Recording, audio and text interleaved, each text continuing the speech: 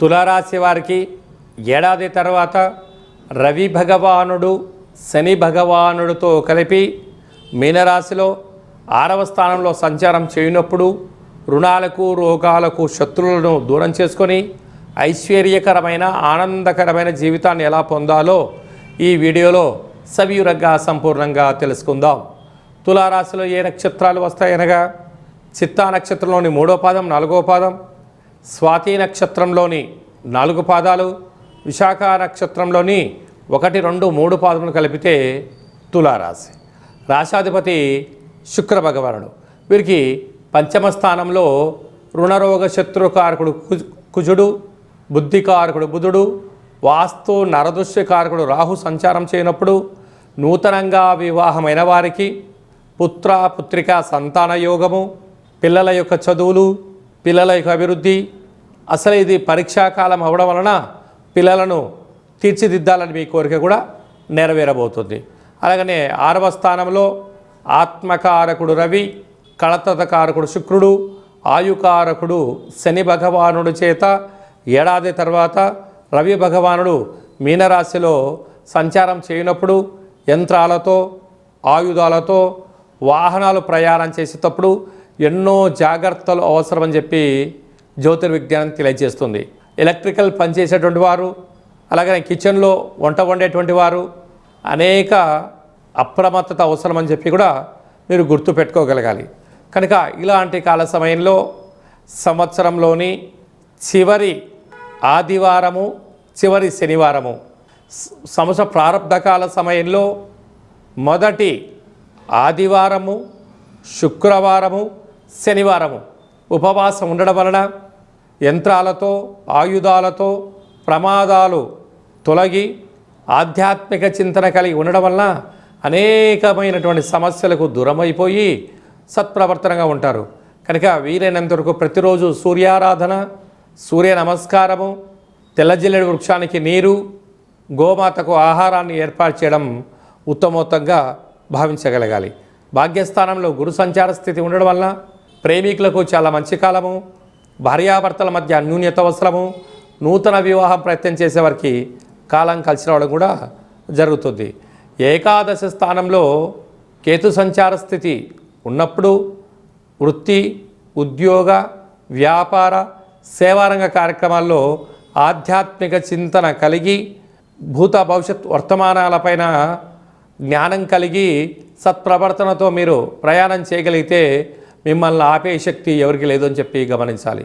Software ఉద్యోగస్తులు, social media, digital media, వార్తలు సేకరణ, వార్తలు చదివేటువంటి వారందరూ, అలాగనే వ్యవసాయ సోదరిమణులు, గృహ భవన నిర్మాణ కార్యక్రమం చేసే వారి కూడా చాలా అప్రమత్తత అవసరమని చెప్పి జ్యోతిర్విజ్ఞానం తెలియచేస్తుంది.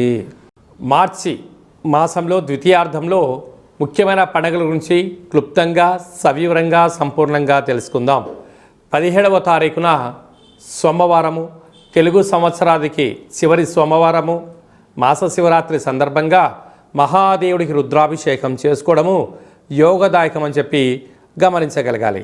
అలాగనే 18వ తారీఖున బుధవారము, అంటే మంగళవారంతో కూడుకున్నటువంటి అమావాస్య, బుధవారం రోజు కూడా అమావాస్య ఛాయలు కొనసాగుతూ ఉన్నాయి. కనుక మనము తెలుగు సంవత్సరానికి చివరి అమావాస్య అవ్వడం వలన ఇంట్లో కూష్మాండ దీపాన్ని వెలిగించుకొని ఇంటికి దిష్టి తీసి బయట వేయడము, చాకలి వారితో ఆశీర్వచనం తీసుకోవడం వలన సకల శుభం కలుగుతుందని చెప్పి గమనించాలి. అలాగనే మనకు 19వ తారీఖున శ్రీ పరాభవనామ సంవత్సరము ఉగాది పండగ ప్రారంభము. ఆ రోజు మనము మంగళ స్నానమును ఆచరింపచేసి షడ్రుచుల సమ్మేళనమైనటువంటి తీర్థప్రసాదాలు స్వీకరించడము, పంచాంగ శ్రవణము, దేవతా దర్శనము, తల్లిదండ్రులకు గురువులకు నమస్కారం చేయడము శుభసూచకం.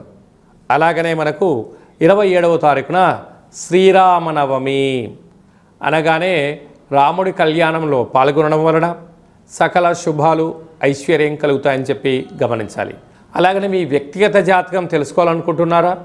మీరు మీ యొక్క పేరు, పుట్టినటువంటి తేదీ, నెల, సంవత్సరం, పుట్టినటువంటి సమయం రాసి వాట్సాప్లో పంపించగలిగినట్లయితే 100 సంవత్సరముల జాతకాన్ని రాసి పంపించి మీరు పుట్టినప్పుడు గ్రహ గమనాలు ఎలా ఉన్నాయి, ప్రస్తుతం ఎలా ఉంటున్నాయి, రాబోయే కాలం ఎలా ఉండబోతున్నాయో సవివరంగా సంపూర్ణంగా తెలియజేయడం జరుగుతుంది.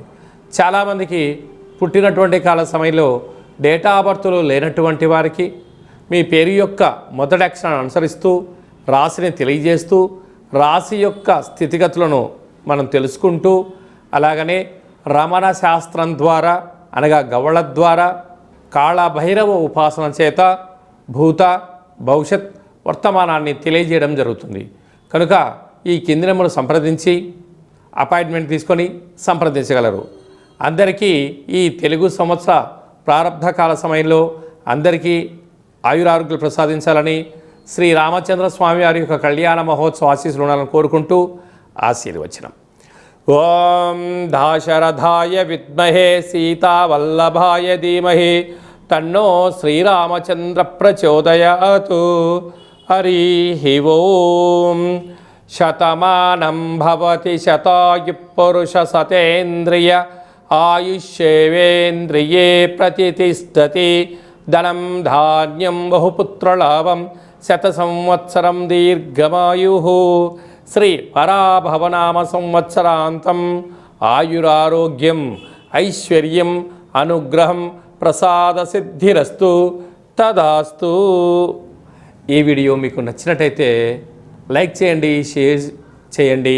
మా ఛానల్ యొక్క ఆధ్యాత్మిక వీడియోలు అందరికన్నా ముందుగా మీరు చూడాలన్నట్టయితే గంట సింబల్ ప్రెస్ చేసి ఈ యొక్క భక్తి సమాచారాన్ని భగవద్బంధులకు మిత్రులకు స్నేహితులకు చేరవేసి హిందూ ధర్మాన్ని కాపాడండి.